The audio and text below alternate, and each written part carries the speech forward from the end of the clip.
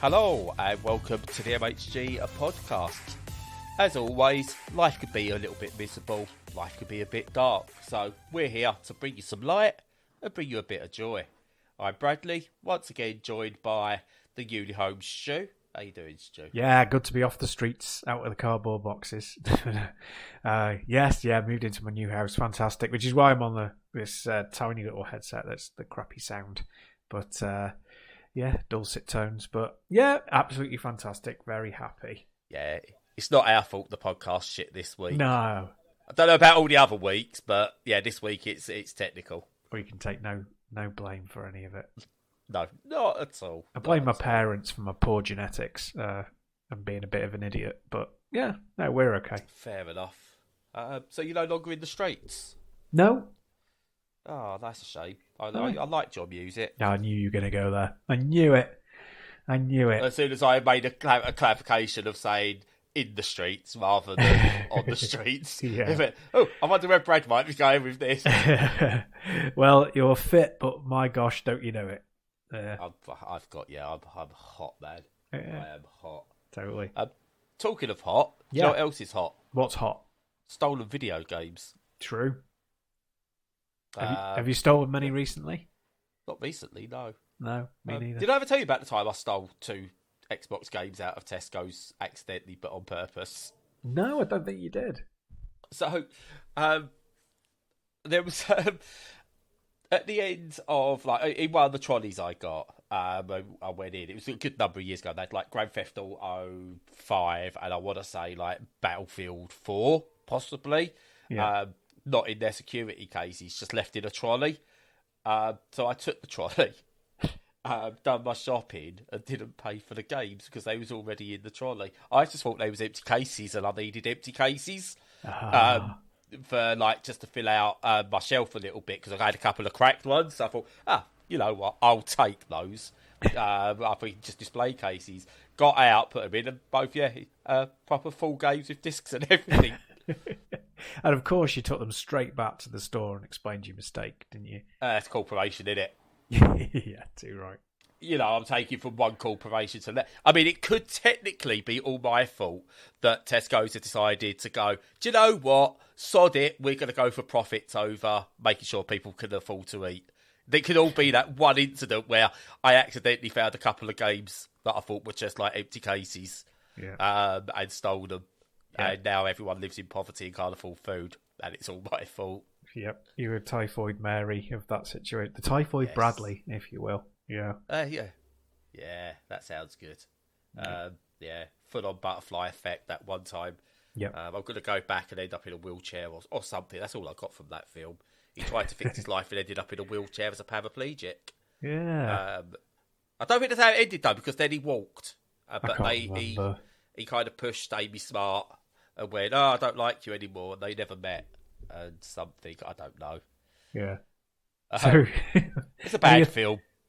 Bad film. Any other films you want to relate the plot of while we're here? Probably what relate the plot of badly. You mean? Well, I didn't want to say. I mean, I could try go into Spider-Verse stuff, but we'll be here. That'd just be the whole podcast. Oh, don't, because I'll have to go and watch it again if you start talking about that again. I really want. I'm going to watch all 3 back to back when they're all available. Oh, over nice. and over and over and over and over. Nice. They're Back to the Future-esque as well. They're going to be ones that if they're just on telly one day, you'll switch over and go, it's 2/3 of the way through. I'll just watch the last third. I don't mind. Yeah, it will be. Because it's like Back to the Future. I don't care at what point you put on Back to the Future, apart from number 2, because you're like, I like Back to the Future. He's gone back to the 50s again. Yeah. We've missed a good bit. I'm not a big fan of Back to the Future 2 either, to be honest. I love Back to the Future 2 as a whole, but it's like, looking back at it now, it's just going, but it's the future stuff I like. Yeah. It's like, I don't want to go back to it. We've been to the 50s. Yeah. Anyway, I'll have to watch those now. Anyway, yes, video games. Games. This was. We actually segued into video games and somehow ended up on films. There you go. We did. What have I been playing, Stu? That's just to make sure it is saving. So yes, what have you been playing, Bradley? I've been playing some RPG-esque games this last week or so. Starting with what's like 2D HD, but lacking a little bit of the HD? What would you call that? It's not quite standard definition, but it's not quite HD, but it's definitely aping that 2D HD style. Yeah, they gave it a name. You mean like triangle strategy, that kind of thing? But it's not even that, because that's got that 2D HD thing. It just looks like fuzzy. Like, it's gone for... Yeah. They've seen the 2D HD stuff. Like, I haven't even got to the game yet, but this is what this game is, and it's kind of gone, we've got to do the HD-ness to it. Right. It's really weird. But anyway, I've been playing Alterium Shift. Okay. And I was going to make an ulterior motive joke, but I can't think of one. Basically, your old JRPGs... see, I don't like to say JRPGs because it's like Steph Sturdy talked about how that's not shouldn't be the right term. I'm playing RPG, want to get into some RPGs, and this is what this is. It's an RPG adventure, 2.5D fantasy thing. That if you've played any of the 16-bit Final Fantasies, I can't think of some of the others because my mind's gone blank on what they're actually called. But you know all the 16-bit RPGs. If you're a fan of them. If you've played any of those, this is pretty much that. You kind of wander around, do a bit of turn-based stuff, have some battles, some kind of convoluted story is going on of some description. You get big bad monsters, loads of different characters. I think your main character is called... It's not very memorable. The game is called Pyra. And does some fiery stuff from a spear, the original naming and all that. And there's a magician or someone who's really good with magic spells and stuff called Sage. They've really thought about these names. Yeah. And you go around this giant map. You've got story unfolds, turn-based battles, and you can do each character gets some stuff they can do on the map, which is meant to be, I suppose, their hook, so to speak. That it's not just another RPG. So you can do as you go around the map, you kind of almost use Pokemon style abilities to get through leaves and rocks and stuff like that. It's basically what 16-bit RPGs have we played, and can we fit it into our game? And then you've got Alterium Shift, and it's alright. It's about as much as I can muster up for it. It's fine, but everything it tries to be, I've played better. So triangle strategy, it's better. Pokemon, it's better. I want to say Grandia, is that one of them? I think I played that once. It's better. Final Fantasy, it's better. It's fine, but every game it apes on has done it better in their own way. And if you're big into it, then I don't get what you'd get from this. If you're big into those games, I don't get what you get from this. And if you've never played an RPG before, it's still that bit too convoluted that I wouldn't even go, it's my first RPG. So it's not even a great onboarding one. So I don't know what market it's going for. And I said, the visuals, it looks like it's going for that Octopath Traveler style look to it, but they forgot to just do any HD-ness to it, and it just doesn't quite look right. So it's got this 16-bit aesthetic, but going for this 2.5D, 2D HD thing that just doesn't all marry together, and it's really weird. But it's not a bad game. There's nothing inherently wrong with it. It just doesn't do enough to make me go, oh, I really want to play more of this. I'm 6 hours in, giving it a go for the podcast, and I'm I'm done now. Well, that's the thing, isn't it? It's one of those that, if you get, one of our coffee cup games or whatever we call, well, we really should write it down. But if we get one cup of them... coffee game. Yeah, cup of coffee game, that's it. If we get one of them and, it's okay, then you kind of oh, yeah, fine. But with an RPG, which is, probably 30, 40 hours investment a time... Yeah. It's to be fair, it's only 16 quid, so it's the price wise, it's not too bad. But it's the time. Totally. But I get you. It's your time thing, time. Though. Yeah, time investment, isn't it? Yeah, it's been turned into a bit of a stone cold coffee with mouldy milk. Nasty. Yeah, They can put that on the box if they want. Yeah. I'm sure they'll love to do that. But yeah, it's not bad. It's not bad. There's nothing wrong with it. It's just not anything. But I don't want to say like I'm insulting it either, because sometimes you say the worst thing you can say about a game is that you've got not much to say about it. Completely, yeah.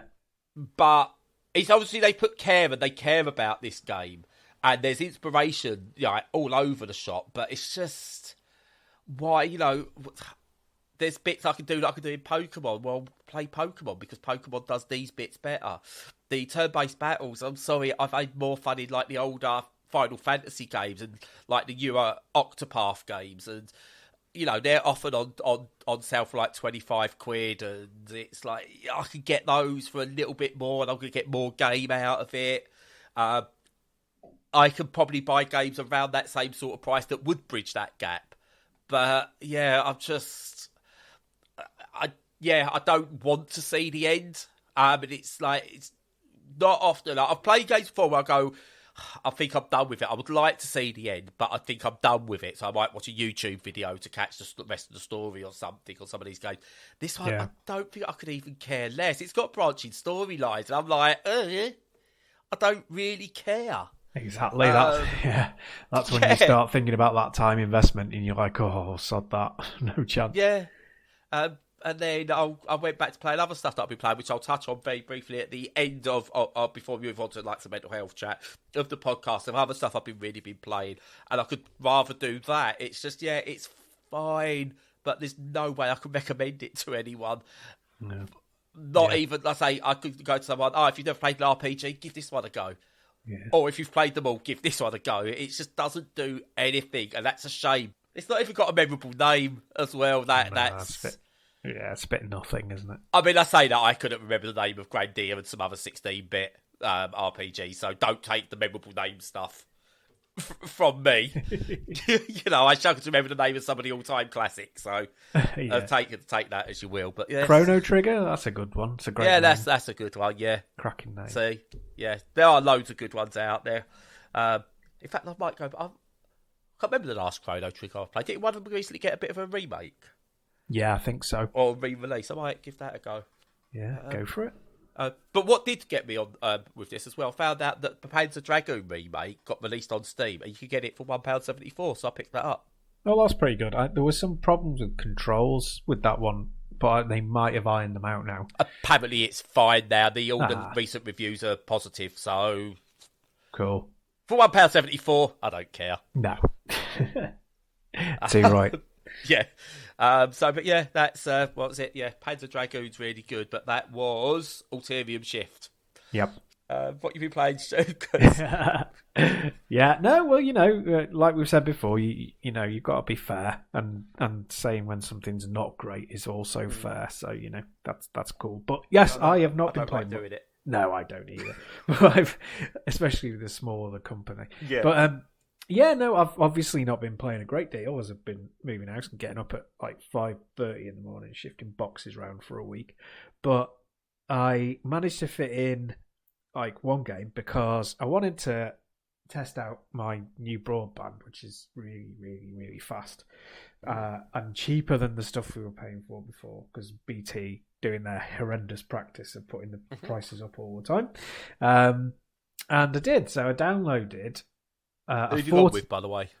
Who have I gone with? TalkTalk. Oh, okay. Yeah. Theoretically 900 megabits per second.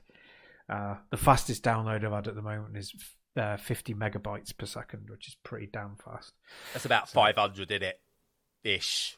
Well, it's multiplied by 8. So it's, I do 10 because it's easier. Am I? All right, fair play. Let's go, that'll do. Close enough. Yeah. You're getting to the point where those sort of speeds, it's close enough. Yeah, totally. So I have no complaints. And what I did was downloaded a 40 gig game in about 12 minutes, I think it was. And that game is Deus Ex Mankind Divided, or whatever. I saw you playing that. Ah, yeah, I'm sure. Oh, it came up on notification, not stalking. Wow. 6 of one, half a dozen of the other. Yeah.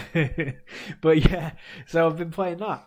And yeah, it works pretty well on deck. And it's one of those games that's really badly optimized for PC. Really badly optimized. This is like notorious for being a resource hog, even though it doesn't actually look amazing. It looks nice, it looks pleasant enough for however old it is. What is it, about 8 years or more?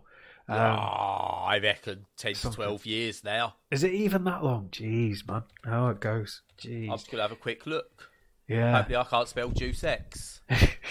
But anyway, so yeah, it looks nice enough, but it's still a resource hog to this day, which means it's badly coded, unfortunately.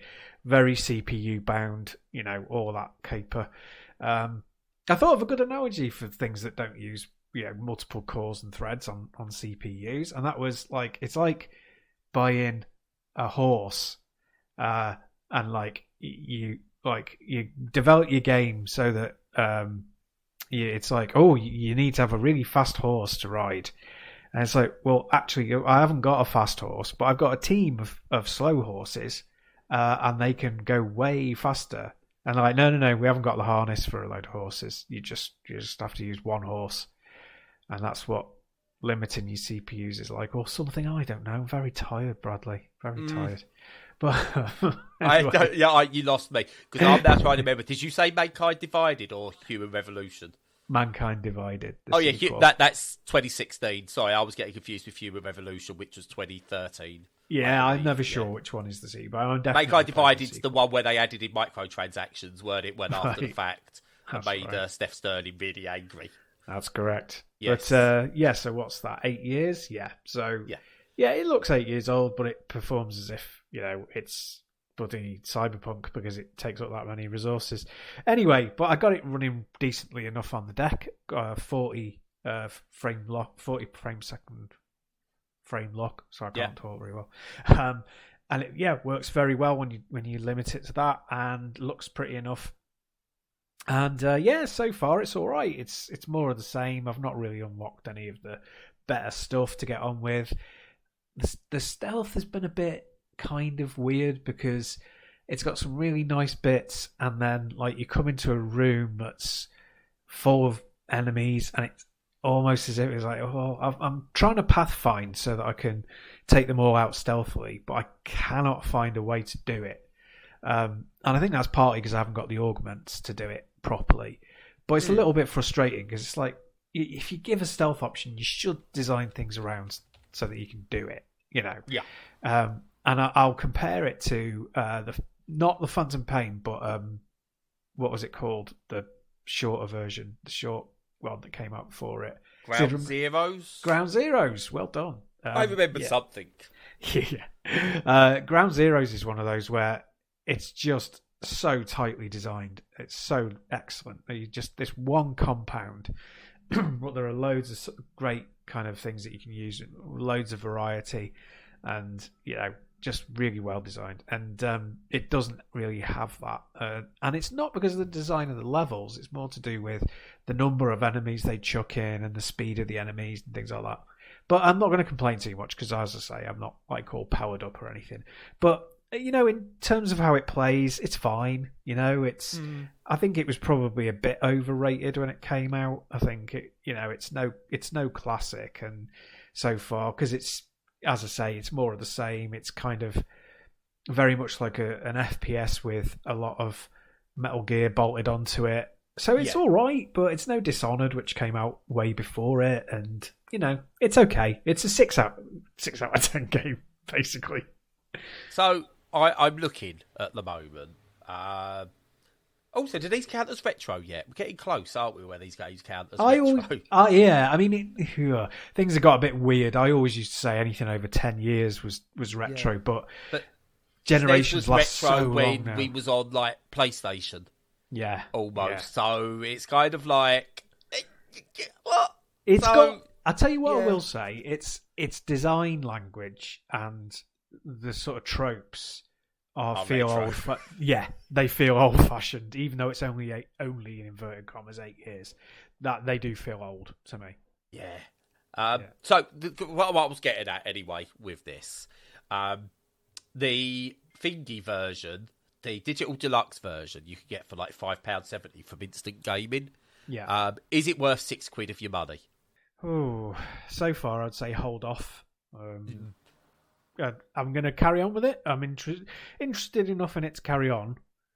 But I don't know. Because they're quite big as well. They're not like a 10-hour game. They're like 20, 25 hours. Yeah. So, yeah, give me another week and I'll tell you whether it's worth it. Yeah, I'd like to hear more whether you can escape the microtransaction bullshit in it at this point. I think you can. I think it's all kind of... Yeah, I think it's all kind of... But yeah, I'd be interested. Let me know your thoughts in a week or so. Because I'm intrigued. So I've got the other ones on Steam. I've got like the original Deus Ex. Or Deus Ex when I was a bit younger. You'd go, it's Deus Ex. I'm a child, Stu. I'm a child. Yeah. And I really enjoyed Human Revolution when that first came out. I think that's because it was fresh and new at the time. But I never played Mankind Divided. I don't think I've owned that on any system. So I'm tempted. I'll see sort of like what you think about it down the line, because you'll play more than I probably would. But if I can get a couple of hours enjoyment out of it, then I don't mind paying like £5 or £6 for it. Yeah. So we'll see. Yeah, be interested to see what you think of that. Okie dokie. So next up from me, do you know Skyrim, Stu? I do. What if Skyrim but remade again by someone else? I don't know. I don't know. Yes. So I've been playing Testament, The Order of the High Human, which you start it and you go, it's a bit Skyrim-y. And then you play it a bit and you're like, a bit more Skyrim-y. You play it a bit more, you go, it's very Skyrim-y, isn't it?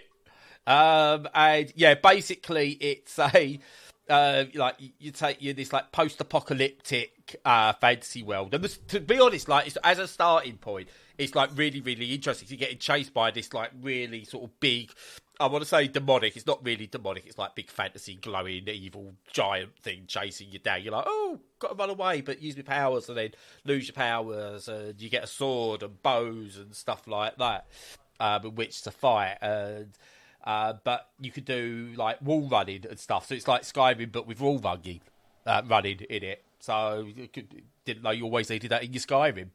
No. And it's a bit Metroidvania-y in some places as well. There's like really like dark fantasy areas. There's some like futuristic areas in it as well. Weird. It's like there's it like. When you see it, you get it described, you're like, there's no cohesion to this whatsoever. Like, you look at trailers, mate, you go, this what? How's this all fit together? There's like this Hogwarts-style stair-changing lobby area theme from like, where you know, like all like in the Hogwarts, like the Hogwarts films, the Harry Potter films, where the stairs all change direction and stuff based on things or whatever. Probably to keep the transgender kids out or something. Probably. But yeah, it's kind of got a level like that in there. Then you go to like, part of it looked like it's been lifted from Titanfall, which is really weird to say, but it's mostly Skyrim-esque. And it's weird. It's a weird action style game. Like I say, it's very Skyrim, very fantasy, but it's futuristic in places. It's a bit Metroidvania in places. It's RPG leveling up to it, because of course there's RPG leveling up to it, because that's in everything. And yeah, it's weird. I don't know what I think of it. I've been playing it on and off, and I can't. It makes me feel a little bit sick at times. I don't know if there's a weird head bobble to it or not, but it just makes me feel a bit nauseous playing it on the Steam Deck. And so I can only play like about an hour at a time of it before I'm like, oh no, I think I need to take a break. And you it's got this like this like the story includes this like faith-based mechanic that's part of the story that links into your powers to a degree. And it's, you know what these dark fantasy stories are like, Stu. They're so convoluted, and unless you're really invested, you're like, what?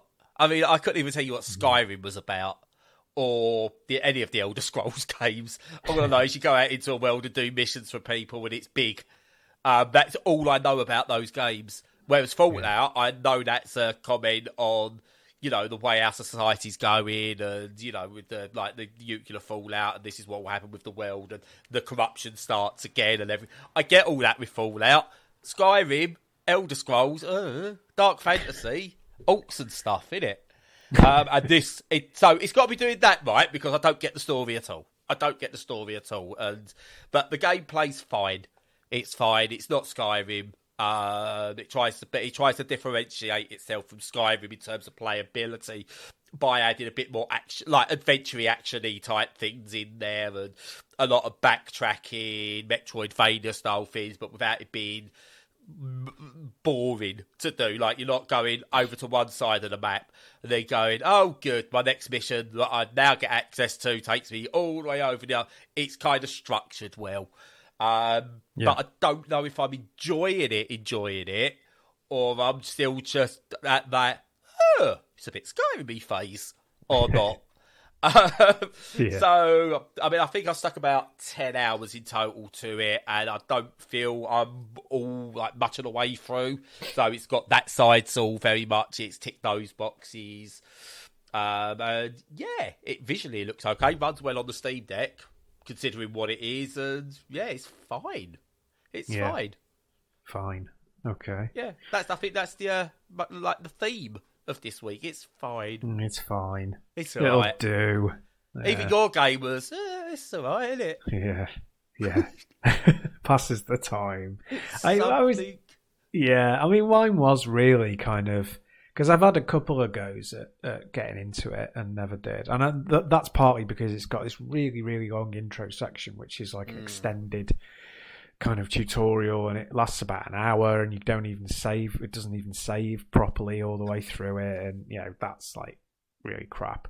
But I was like, well, that means it's perfect for the deck, because you can just put it to sleep if you want, and you can pick it up and put it down, and good way to test out my broadband, and it's kind of all of these things together, and I had to consciously put that on the box art. Yeah, I know, right?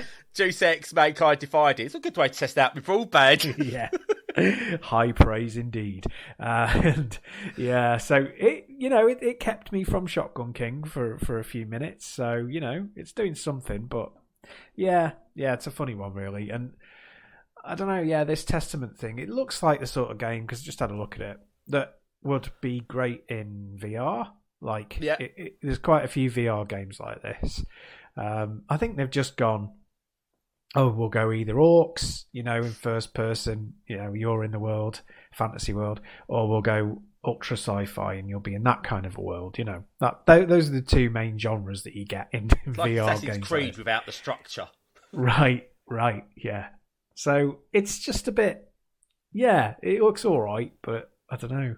It doesn't really, I don't know. But I wasn't much of a Skyrim fan, so. Yeah. I've probably played hours and hours and hours of Skyrim, but I don't think I've ever got that far into Skyrim. Yeah. I think I've started it on about 5 different platforms, got a couple of hours, maybe up to like 10 hours in each time, and then forgot about it, and then seen it get a re-release for the billionth time, and gone, God, let's get started again. Yeah. Right. So 2 things, because I'm just conscious of time. 2 fun things. Yeah. One, watch some speedruns of Skyrim. I'm speaking to the audience as much as yourself.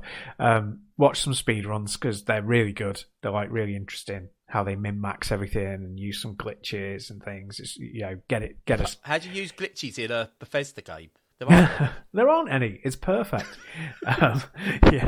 Watertight. So yeah, watch those, because they're really good if you're into speedruns. The other thing was, on a completely different note, you tasked me with finding out the most recent game that was released that would fit on a floppy disk. Did I? Do you remember that? No, you probably don't. Oh yes, I did. Yes, sorry, yes. Yeah, you did. I wouldn't have remembered, but I stuck it down on the show notes a week in advance. And I've not done it, but that's not my fault. Don't tell me Skyrim. Yeah, it's Skyrim. There's a Atari 8-bit version that you can play.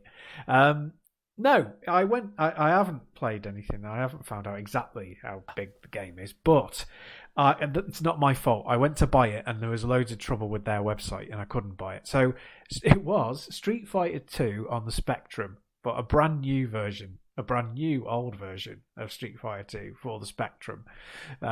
So I'm confident that will come in well under, 720 kilobytes. Or, it's like 1.2 or 1.3 on a high density floppy, isn't it? See, all this valuable knowledge I've got from Retro Tech. But it'll definitely fit on that. And that was released, I think, in March of this year. Very good. Yeah, so unfortunately, didn't get to play it, but I'm pretty sure that's passed the test. Well done. Thank you. Excellent. Link to that in case anyone wants to try and find it and the website might work. Yeah. Might do. But yeah, as a quick antithesis to all this, like the RPG stuff, what I had been playing and enjoying, I'm not going to detail with it, just very quick to mention them. I've been playing motocross games, nice. MXGP 21 and Monster Energy Supercross Motor Energy Supercross something 5. And also I found a Speedway game that's actually pretty damn good. And I'll talk more about that next week because I want to give attention to it because I think it's from a single Polish developer because Speedway is massive in Poland. Right, yeah. I'm guessing he's Polish as well by his name. And the fact is the default team and league selections are Polish. So that's just my guess. But yeah, it's a really good Speedway game. But yeah, I've been really enjoying motocross games and Speedway games and 2 wheel-based games. On my Steam Deck, so I'll talk more about those next week, but they've been really fun. Marvellous. Cool. But before we do wrap up, yes. We've not really spoke much about mental health the last few weeks, because we've all had various, both of us have had various things going on, whether it's like Stu's moving, whether it's stuff that's been going on with me, and, we also think that sometimes just chatting about games is a good way just to escape. So we do that, and we've always said that's part of it. But to come back on to mental health, just want to quickly chat about this week, very recent interview with footballer Dele Ali.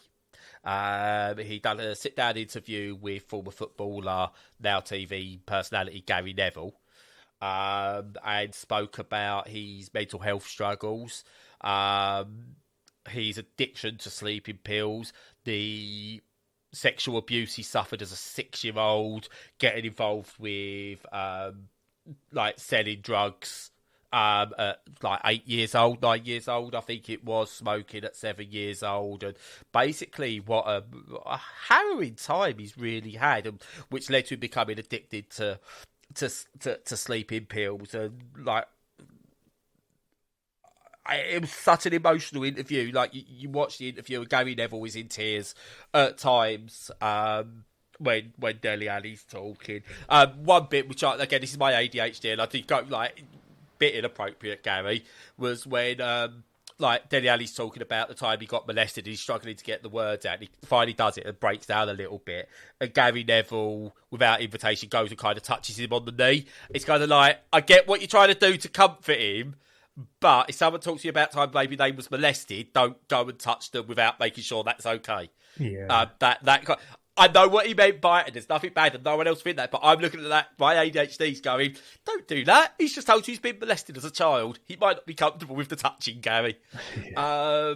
But it's a really, really brave interview. And the more manly men, so to speak, and sports personalities that can come out and talk about this stuff, the better. Because for so long, it's been decided that men can hide their mental health struggles, their emotions, and what they need to do to get through it. Whether you look at footballers in the past, and where you've had Tony Adams come out about his addiction to gambling and stuff like that, Paul Merson's addiction to drugs and with cocaine and things, and you had other footballers like Mark Bosnich was caught with cocaine and everything, and it was an addiction problem. And around the time they did that, there was lots of mocking from the out. I joined in with some of the jokes. Don't get me wrong, I was naive and stuff like that. But there was a mocking culture over. Oh, look at Tony Adams or Paul Merson breaking down about their addiction issues. It's hilarious. Things like that. Whereas now I think we are all starting to take it more seriously. And, you know, for someone like Dele Ali, who had the world at his feet as a footballer, he looked like he could be like a massive generational talent for like England and Spurs and things like that. And his career's kind of just fallen apart over the past years. So his addiction to sleeping pills is a massive part of that, and his mental health is a massive part of that. To come out and speak so openly about it is, I hope it doesn't open the floodgates, because I hate to think that people are suffering.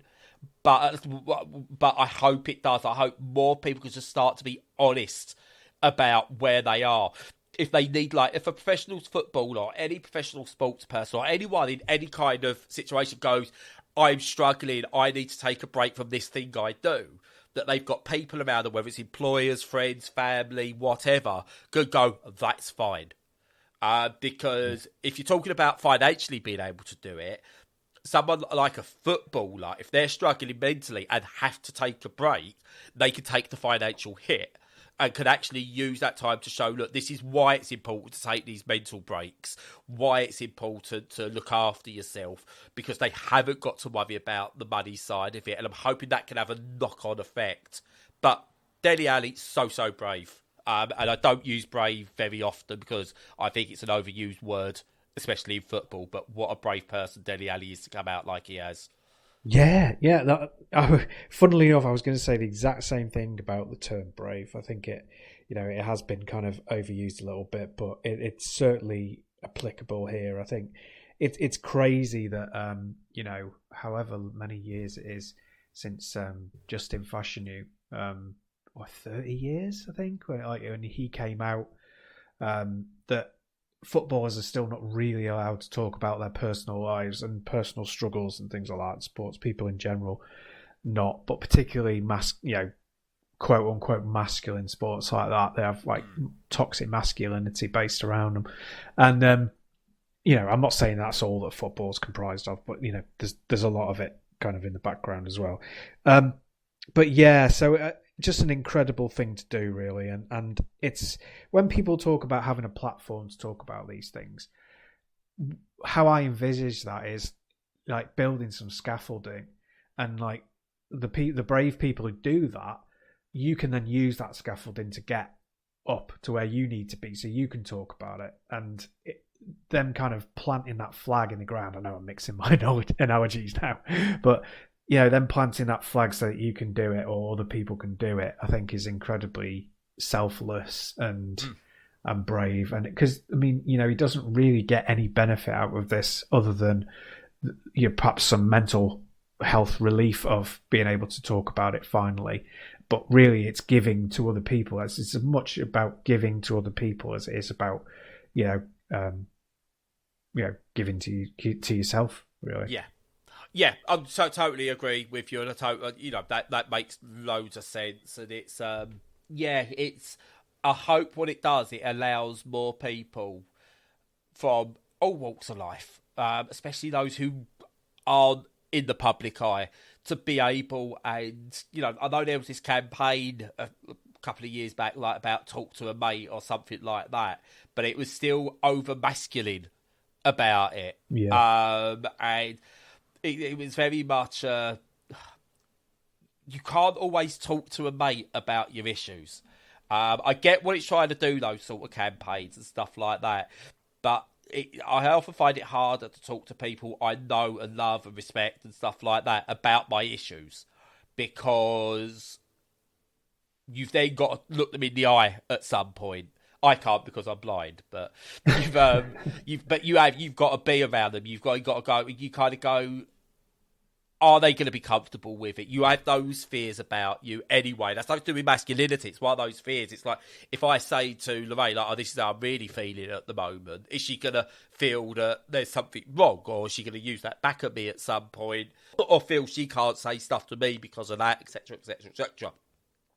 So to speak to an acquaintance rather than a mate or a stranger or something like that can sometimes be better, and that's where it's better opening up. There's so many charities out there. I could use this time to promote our Discord and stuff. I'm not going to, right? But you could look at the likes of the Samaritans and stuff like that. There's no shame in using those charities, going to speak to someone, or using a forum, going on the internet and speaking there, where under a false identity, where you've got to get something out. I think we need to use these systems that we've set up now for other things to help us to talk, to communicate more and more about these things and not be ashamed about it, because it becomes that test bed as well. If you can go to some strangers behind a keyboard and go, this last few months I've been really, really struggling, and I won't lie, like last week, I really considered ending my own life, for example. If you could do that to a stranger and you get not a positive reaction, but you get a supportive reaction, from it, that could then open the door more to being able to maybe speak to someone you know and care about that same sort of thing, because you get a slight idea of what might come from it. And I feel the footballers and everything, sports personalities, they don't really get access to the blogs or the forums, because all they might see on there, if they go for their interest, is abuse aimed at them for our shit they've done on a football pitch or at Wimbledon or in the athletics or they've played a character someone don't like or something like that, and the abuse that comes with that just for being known can be a struggle. So they lose that outlet. So again, it's why I think the bravery of Dele Ali, it could hopefully start to open up some of these channels for other people, whether you're famous, whether you're successful, whether you're living in a council house on benefits. It does not matter. We all suffer with these things, and just use whatever's out there. Yeah, absolutely agree. Yeah. But aside from that, I guess, unless there's anything you want to add, I'll shut up now and give you the floor to either add or finish.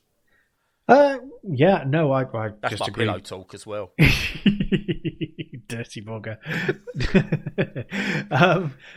Sure, you made me laugh. You can either add some more or you can finish on my chest. Your choice. Oh no, I was going to say something really mucky then, but I won't. But no. Not after what we've just been talking about. So no, nothing more to add. No, I agree with you totally. I suppose the only other thing I'd say is, what's great is if you can get more people talking and normalising talking about these things, and you take away some of the stigma and you take away the fear, because I think we struggle in society, particularly ours in the UK, with talking about things like death, and we talk about struggle with talking about mental health issues, because we think that it means that somebody's broken, or if we bring up the spectre of an issue, that it will break their brain.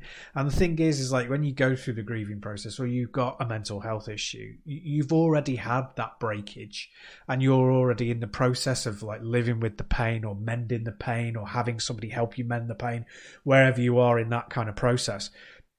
Talking about it almost never, re-breaks things. It doesn't. It helps through it. And, obviously it has to be at the right time for you. Otherwise it could, be like picking a scab, to use a horrible analogy. But, it has to be the right time for you. But just having that ability to talk about it when you feel ready is really, really important. So that's all.